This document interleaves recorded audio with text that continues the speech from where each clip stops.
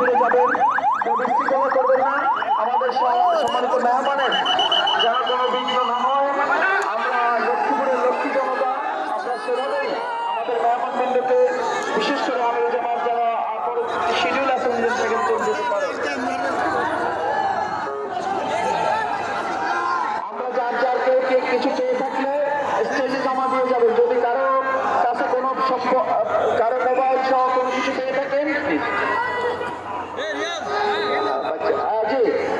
যারা গেটে পার হচ্ছেন খুব আস্তে পার হবেন, খুব জোরে, কারণ আমির জামাতের গাড়ি এখানে যাচ্ছে।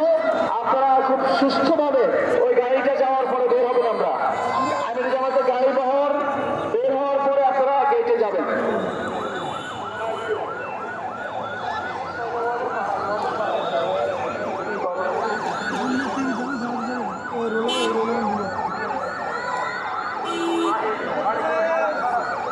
যে গেইটে যারা আছেন, আমরা বিনীত অনুরোধ করছি আপনারা অত্যন্ত সুশৃঙ্খলভাবে বের হবেন।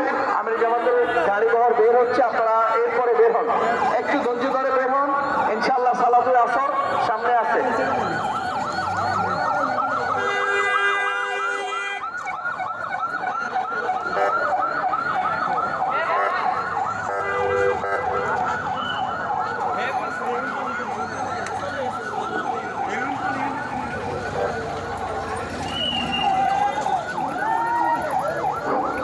দিলগুলি ইউনিয়নের 6 নং ওয়ার্ডের ফারহান, তুমি যেখানে আছো তুমি স্টেজের সামনে চলে আসো।